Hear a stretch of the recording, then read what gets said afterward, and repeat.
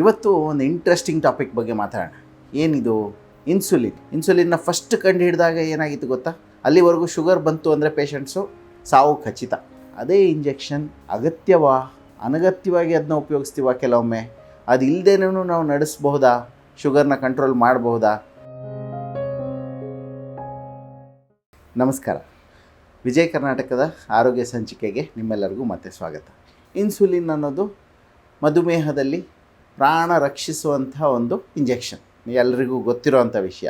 ಇನ್ಸುಲಿನ್ನ ಕಂಡು ಹಿಡಿದಿದ್ದು 1920ನೇ ಇಸ್ವಿಯಲ್ಲಿ. ಸೊ ಹೆಚ್ಚು ಕಡಿಮೆ 100 ವರ್ಷ ಆಗೋಯ್ತು, 22ರಲ್ಲಿ ಸೊ 100 ವರ್ಷಗಳು ಇತ್ತೀಚೆಗೆ ಅಷ್ಟೇ ಕಳೆದಿದೆ ಇನ್ಸುಲಿನ್ನ ಕಂಡು ಹಿಡಿದು. ಇನ್ಸುಲಿನ್ನ ಫಸ್ಟ್ ಕಂಡು ಹಿಡಿದಾಗ ಏನಾಗಿತ್ತು ಗೊತ್ತಾ? ಅಲ್ಲಿವರೆಗೂ ಶುಗರ್ ಬಂತು ಅಂದರೆ ಪೇಷಂಟ್ಸು ಸಾವು ಖಚಿತ. ಯೋಚನೆ ಮಾಡಿ, 100 ವರ್ಷದ ಹಿಂದೆ ಎಷ್ಟೊಂದು ಜನ ಮಕ್ಕಳು, ಎಸ್ಪೆಷಲಿ ಟೈಪ್ 1 ಡಯಾಬಿಟೀಸೇ ಜಾಸ್ತಿ ಕಾಣಿಸ್ತಾ ಇದ್ದಿದ್ದು. ಸೊ ಟೈಪ್ 1 ಡಯಾಬಿಟೀಸ್ ಕಾಣಿಸಿದ ತಕ್ಷಣ ತಿಂಗಳುಗಟ್ಟಲೆಯಲ್ಲಿ ಸೊರಗಿ ಹೋಗಿ ಪೂರ್ತಿ ವೀಕಾಗಿ ಬಾಡಿಯಿಂದ ಎಲ್ಲ ತ್ರಾಣ ಹೊರಗೆ ಬಂದುಬಿಟ್ಟು ಸಾವಿಗೆ ಅರ್ಪಿಸ್ತಾಯಿದ್ರು ಮಕ್ಕಳನ್ನು. ಇನ್ಸುಲಿನ್ ಬಂದಿದ್ದು ಆ ಸಾವುಗಳು ಕಂಪ್ಲೀಟಾಗಿ ನಿಂತೋಯ್ತು. ಸೊ ಇಮ್ಯಾಜಿನ್ ಎಷ್ಟು ಒಂದು ಬದಲಾವಣೆಯನ್ನು ತಂದಂಥ ಒಂದು ಇಂಜೆಕ್ಷನ್. ಆದರೆ ಅದೇ ಇಂಜೆಕ್ಷನ್ ಅಗತ್ಯವಾ, ಅನಗತ್ಯವಾಗಿ ಅದನ್ನ ಉಪಯೋಗಿಸ್ತೀವ ಕೆಲವೊಮ್ಮೆ, ಅದು ಇಲ್ಲದೇನೂ ನಾವು ನಡೆಸಬಹುದಾ, ಶುಗರ್ನ ಕಂಟ್ರೋಲ್ ಮಾಡಬಹುದಾ? ಈ ಪ್ರಶ್ನೆಗಳು ಆಗಾಗ ನನಗೆ ಬರ್ತಾ ಇರ್ತವೆ. ಏನು sir, insulin injection last stage ಅಂತೆ, ನಿಮಗೆ ಶುಗರ್ದು ಇನ್ಸುಲಿನ್ ಇಂಜೆಕ್ಷನ್ ಬೇಕು ಅಂತ ಹೇಳಿದ್ದಾರೆ, ಅದಿಲ್ಲದೆ ಆಗಲ್ಲ ಅಂತೆ ಸರ್. ಇಲ್ಲ, ಹೆಚ್ಚಿನ ಪರಿಸ್ಥಿತಿಗಳಲ್ಲಿ ಅದು ಅನ್ವಯ ಆಗೋದಿಲ್ಲ. ಇನ್ಸುಲಿನ್ ಇಲ್ಲದೆ ಕೂಡ, ಈವನ್ ಅಡ್ವಾನ್ಸ್ಡ್ ಸ್ಟೇಜಲ್ಲಿ ಡಯಾಬಿಟಿಕ್ಸು ಇನ್ಸುಲಿನ್ ಇಲ್ಲದೆ ಸುಧಾರಿಸುವಂಥ ಪರಿಸ್ಥಿತಿಗಳಿದೆ, ಮಾತ್ರೆಯಿಂದಲೇ ಕಂಟ್ರೋಲ್ ಮಾಡೋವಂಥ ಸಾಧ್ಯತೆಗಳಿದೆ. ಇನ್ಫ್ಯಾಕ್ಟ್ ನಮ್ಮ ನೋ ಇನ್ಸುಲಿನ್ ಕ್ಲಿನಿಕ್ಸ್ ಅನ್ನೋದನ್ನೇ ನಾವು ಪ್ರಮೋಟ್ ಮಾಡೋದು. ಯಾಕಂದರೆ ಇನ್ಸುಲಿನ್ನ ಅಗತ್ಯ ಇಲ್ಲದೆ ಇನ್ಸುಲಿನ್ ಮೇಲಿರೋವಂಥವ್ರನ್ನ ಆ ಇನ್ಸುಲಿನ್ನ ಸ್ಟಾಪ್ ಮಾಡಿಸಿ ಕೇವಲ ಮಾತ್ರೆಗಳಿಂದ ಶುಗರ್ನ ಕಂಟ್ರೋಲ್ ಮಾಡೋದು, ಹಾಗೂ ಆಹಾರ ಪದ್ಧತಿಯಿಂದ ಶುಗರ್ನ ಕಂಟ್ರೋಲ್ ಮಾಡೋದು, ಇದನ್ನು ನಾವು ಹಲವಾರು ವೀಡಿಯೋಸಲ್ಲಿ ಡಿಸ್ಕಸ್ ಮಾಡಿದ್ದೀವಿ. ಅದೇ ರೀತಿ ಇವತ್ತು ಸ್ವಲ್ಪ ಡೀಟೇಲ್ಸ್ನ ಹೇಳ್ತೀವಿ. ಇನ್ಸುಲಿನ್ನಲ್ಲಿ 2 ವಿಧವಾದ ಇನ್ಸುಲಿನ್, ಹೈ ಲೆವೆಲಿಂದ ನೋಡಿದಾಗ 2 ವಿಧವಾದ ಇನ್ಸುಲಿನ್ ಇದೆ. ಒಂದು ಇನ್ಸುಲಿನ್ ಏನು ಲಾಂಗ್ ಆ್ಯಕ್ಟಿಂಗ್ ಅಂತ ಕರಿತೀವಿ, ಅಂದರೆ ಒಂದು ಇಂಜೆಕ್ಷನ್ ಕೊಟ್ಟರೆ ಮುಂದಿನ 18ರಿಂದ 24 ಗಂಟೆಗಳ ಕಾಲ ಅದರದ್ದು ಎಫೆಕ್ಟ್ ಇರುತ್ತೆ.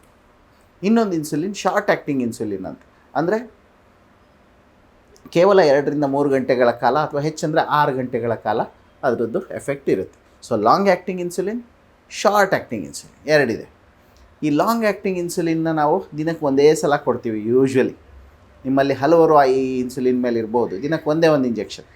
ಶಾರ್ಟ್ ಆ್ಯಕ್ಟಿಂಗ್ ಇನ್ಸುಲಿನ್ ಪ್ರತಿಯೊಂದು ಆಹಾರದ ಊಟದ ಜೊತೆನೂ ಒಂದೊಂದು ಶಾರ್ಟ್ ತೊಗೋಬೇಕಾಗತ್ತೆ. ಅಂದರೆ ಬ್ರೇಕ್ಫಾಸ್ಟ್ಗಿಂತ 5 ನಿಮಿಷ ಮುಂಚೆ, ಊಟಕ್ಕಿಂತ 5 ನಿಮಿಷ ಮುಂಚೆ, ಈ ರೀತಿ ತೊಗೊಳ್ಳೋ ಸಾಧ್ಯತೆ. ಇನ್ನು 5 ನಿಮಿಷ ಮುಂಚೆ ಯಾಕೆ ಅಂದರೆ ಇಂಜೆಕ್ಷನ್ ತೊಗೊಂಡಿದ್ದು ದೇಹದೊಳಗೆ ಸೇರಿಕೊಂಡು ನೀವು ಆಹಾರ ತಿಂದು ಆ ಆಹಾರದಿಂದ ಶುಗರ್ ನಿಮ್ಮದು ಏರಕ್ಕೆ ಶುರು ಆಗೋದ್ರೊಳಗಡೆ ಈ ಇನ್ಸುಲಿನ್ ಅದನ್ನ ಇಳಿಸುತ್ತೆ. ಅದಕ್ಕೋಸ್ಕರ ಊಟಕ್ಕಿಂತ ಸ್ವಲ್ಪ ಮುಂಚೆ ತಗೊಳ್ಳಿ ಅಂತ ಹೇಳ್ತೀವಿ.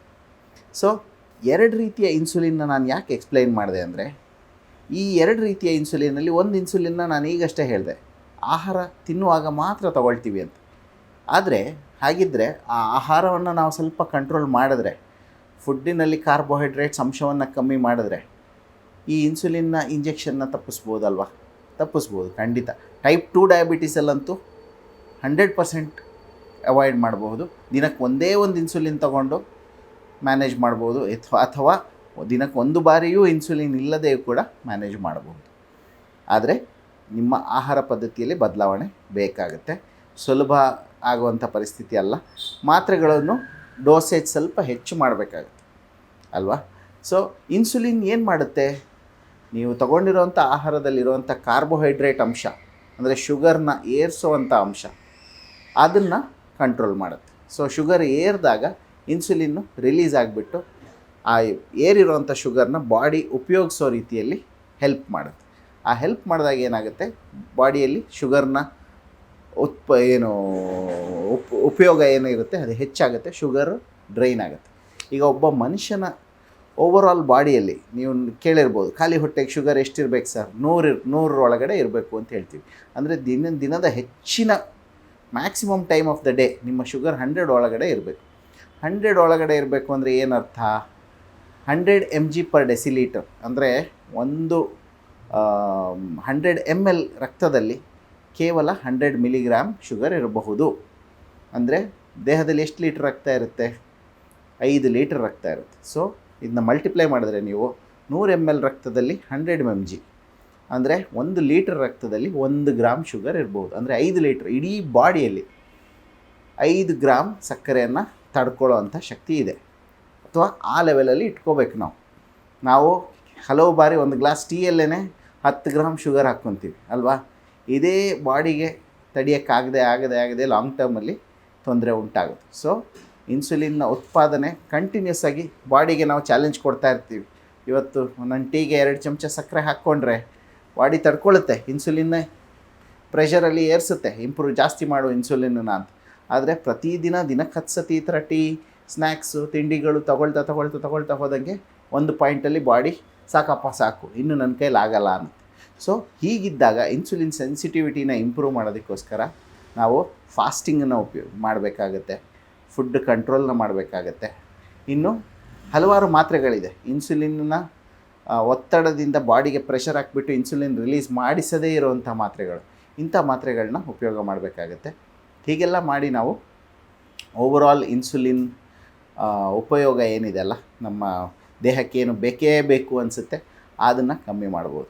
ಕೇವಲ ಒಂದು 3 ತಿಂಗಳ ಎಕ್ಸ್ಪರಿಮೆಂಟ್ ಮಾಡಿ ನಾವು ನೋಡಿದಾಗ 3 ತಿಂಗಳ ಕಾಲ ಇಂಟರ್ಮಿಟೆಂಟ್ ಫಾಸ್ಟಿಂಗ್ ಅಂದರೆ ರಾತ್ರಿ ಊಟಕ್ಕೂ ಬೆಳಗ್ಗೆ ಬ್ರೇಕ್ಫಾಸ್ಟಿಗೂ 12 ಅಥವಾ 16 ಗಂಟೆ ಗ್ಯಾಪ್ನ ಕೊಟ್ಟಾಗ ಇನ್ಸುಲಿನ್ ಸೆನ್ಸಿಟಿವಿಟಿ ತುಂಬ ಇಂಪ್ರೂವ್ ಆಗಿದೆ. ಹಲವಾರು ಪೇಷಂಟ್ಸಿಗೆ ಇನ್ಸುಲಿನ್ನ ಸ್ಟಾಪ್ ಮಾಡೋದಕ್ಕೆ ಸಾಧ್ಯ ಆಗಿದೆ. ಇದೇ ರೀತಿ ಇನ್ನೂ ಹಲವಾರು ವೀಡಿಯೋಸ್ನ ನಾವು ಹೆಲ್ತ್ ಟಿಪ್ಸ್ನ ಶೇರ್ ಮಾಡ್ತಾ ಇರ್ತೀವಿ. Stay tuned to this diabetes series. ಧನ್ಯವಾದ.